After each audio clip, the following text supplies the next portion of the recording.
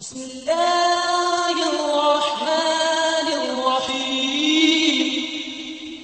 میرے عزیزوں، اپنی جوانی کی قدر کرو، اسے ناچ گانے میں ضائع نہ کرو، اسے نافرمانی میں ضائع نہ کرو۔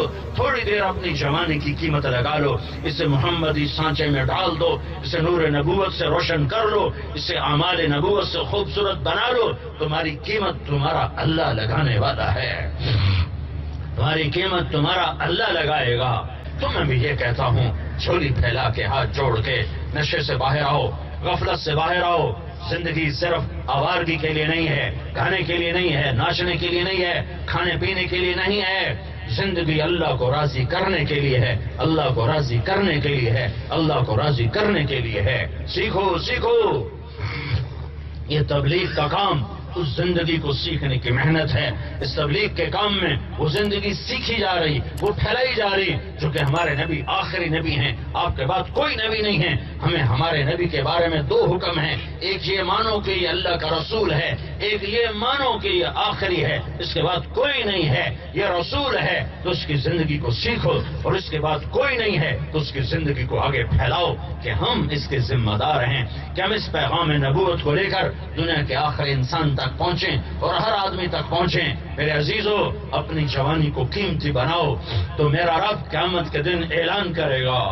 اپنی جوانی کو قیمتی بناؤ، میرا رب اعلان کرے گا قیامت کے دن، وہ کہاں ہیں جن کی جوانی بیدار تھی، آج میرے عرش کے سائے کے نیچے آ جاؤ اور توبہ کرو پچھلی پر۔ توبہ پہ اللہ سب معاف کر دیتا ہے، توبہ پہ شرک معاف ہو جاتا ہے، کفر معاف ہو جاتا ہے۔ اور میرا رب جو کہتا ہے، میرا بندہ تو اتنے گناہ کر کہ زمین سے اٹھا کر آسمان کی چھت کو لگا، پھر ایک دفعہ کہہ دے کہ اللہ معاف کر، تو میں سارے معاف کر دیتا ہوں، سارے معاف کر دیتا ہوں۔ اپنی غفلتوں سے توبہ کرو، اپنی غفلتوں سے توبہ کرو، اپنے رب سے تعلق بناؤ، اس کے محبوب کی زندگی اپناؤ، نماز نہ چھوڑو، اچھے اخلاق نہ چھوڑو۔ جن استادوں سے سیکھو ان کا ادب و احترام کرو، جن استادوں سے پڑھو ان کی عزت اور توقیر کرو، ان کے آگے سر جھکاؤ، ان کے آگے سر نہ اٹھاؤ، ان کے سامنے اونچی آواز میں نہ بولو، ان کی کمیاں نہ پکڑو، ان کے عیب نہ پکڑو، ان سے علم لو، ان کا ادب کرو۔ اللہ تمہیں علم میں ترقیاں نصیب فرمائے گا۔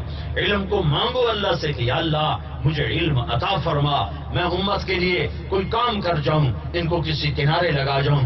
ماں باپ زندہ ہیں، ان کی قدر کرو، ان کا احترام کرو، ان کے پاؤں دھو کے پیو۔ میرے نبی نے فرمایا، کاش میری ماں زندہ ہوتی تو میں اپنی ماں کی ایسی خدمت کرتا کہ میں عشاء کی نماز کے مصلی پہ ہوتا، سورۃ فاتحہ شروع کر چکا ہوتا، ادھر سے میری ماں کہتی بیٹا محمد، تو میں ماں کی خاطر نماز توڑتا اور میں کہتا لبیک یا اماں، اماں جی لبیک، نماز بعد میں پڑھوں گا۔ میرے نبی سے پوچھا گیا یا رسول اللہ قیامت کب آئے گی؟ آپ نے کہا اللہ کو پتا ہے۔ کہا کوئی نشانی؟ کہا جب ماؤں کو ذلیل کیا جائے گا تو آ جائے گی، جب بیٹیاں بھی ماؤں کو ذلیل کریں گی تو قیامت آ جائے گی۔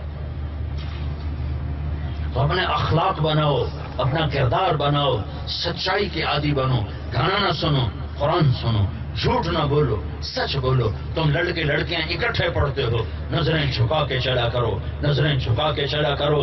لڑکیوں سے کہتا ہوں سر چھپا کے چلا کرو، تمہاری قیمت اللہ لگانے والا ہے۔